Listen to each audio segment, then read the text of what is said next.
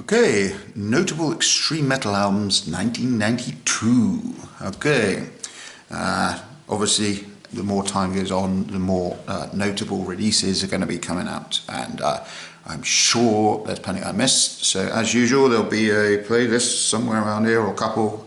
So if you just want music, skip to the end. Usually when I do these, a lot of friends who aren't in the comments do recommend me loads of stuff, which I add straight to the playlist. So yeah, but just comment anyway if you want, because then other people can see it and check those albums out. And that's what it's all about, sharing this extreme metal knowledge wealth. Okay, 1992. Let's start off with, how about a bit of Gorefest. This is a double pack, it's got a raise on it as well.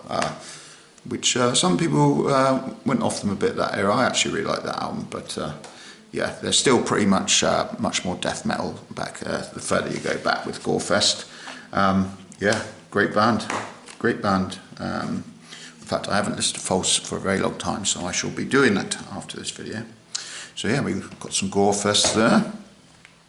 Next up, we've got a very unhealthy looking At the Gates. Unfortunately, I had these digipacks on a windowsill for a while, and water got in and basically stuck them all together, which is annoying. But hey ho, you know, the back's not too bad anyway.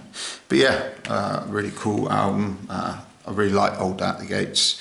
I did check out some of the more recent stuff recently, and I was surprised how much I liked it, because I sort of hadn't listened to them for a very long time, and I was always just thought I just like the old stuff. But actually, some of the more recent stuff is pretty darn good as well.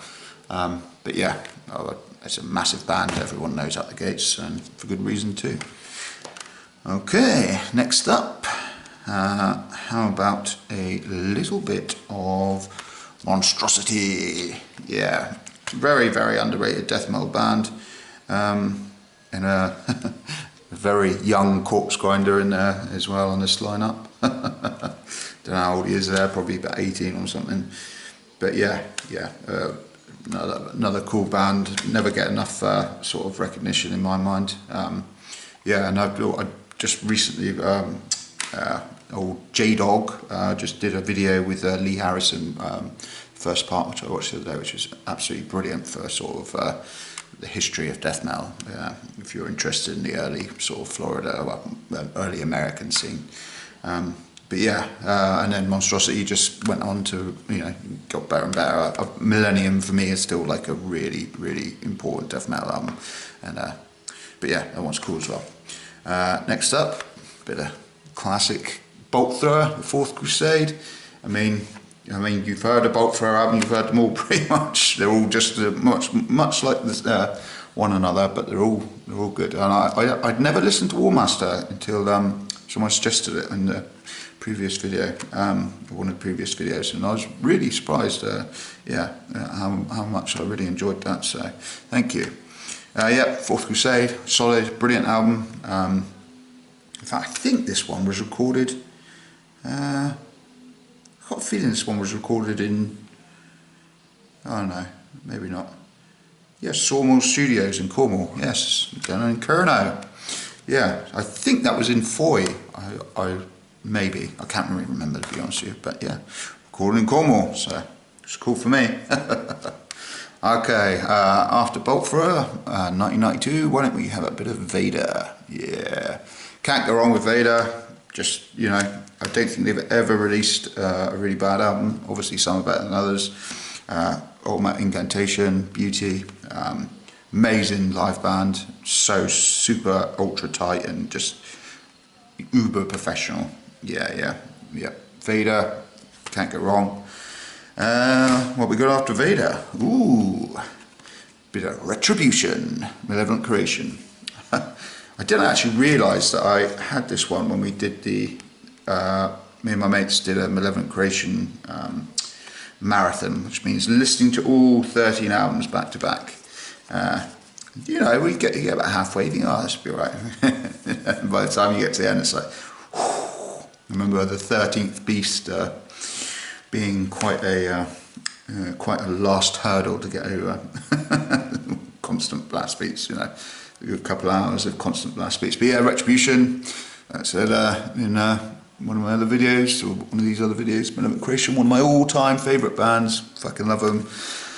Yeah, love every album. Oh, and what I was going to say about this is my friend bought his version over. He's got a much more older version, probably an original. So I didn't think I had this. And then when I moved my CD collection, I realised that I did buy. I must have bought it at the same time as Ten Commandments. But yeah, anyway, great album. Don't really say much more about that. Love Malevolent Creation. Okay, sort of my top three. As ever, add them in the comments because there'll be loads and loads, and as the years go on, more and more releases start coming out, so yeah, add anything down in the comments. If I like it enough, I'll add it to the playlist, and if not, it'll be in the comments so other people to check out anyway. Yep, so another band that I just, yeah, absolutely love and always will, Pantera, Vulgar Display of Power. You know, arguably their most famous song, Walks on here, as well as just like so many other amazing songs. Yeah, don't really need to say much more than that. That's just been out forever, and yeah, just fucking killer, mate. Love it. Number two, I probably put Tomb of the Mutilated. When I was looking through my CD collection, I always thought this came out in '93, but it's not, it's '92, so yeah, there we go. Horrendous artwork again. Yeah, they were really pushing the, you know, necropedophile. That's pretty fucking dark, man. And yeah, got the old serial killer quotes and everything there. They were really pushing the boundaries and I suppose trying to outdo Butchered at Birth. But anyway, regardless of all the sort of gore and horror, the music is just awesome. Yeah, I mean, it's got Hammer Smash Face, which is probably their most famous songs, either that or Strip Rate and Strangled, I would say. I think those were usually ones they play last in the set. But yeah, just an awesome album. I think this one is the last one with Bob Rousset on. I think he didn't play guitar on this, or Jack Owen did both the rhythms because they thought he was too stroppy or something like that. Anyway, I always liked Bob Rousset's. I think he brought that sort of punky energy, but it wasn't to be. Anyway, Corpse, another band that's just phenomenal. And my favourite one has got to be this one, which is Deicide Legion. Yeah, just crazy, angry, and obviously he's totally going for the old, as far as they can go with the old, you know, satanic, and sort of all that. I don't know, I think I find it a bit theatrical myself, but yeah, there was definitely some menace on this album for sure. But yeah, great album, great album. So yeah, there's Glenn and Co looking rather moody. And of course, it's classic Hoffman, so, you know, I like modern Deicide, but, you know, old school Deicide, that's where it's at, really, for my personal taste. But yeah, so that about wraps it up for 1992. Please let me know in the comments anything I've missed, because I'm sure there's tons, and I would definitely check them out. Okay, cool. Next up, 1993. Cool.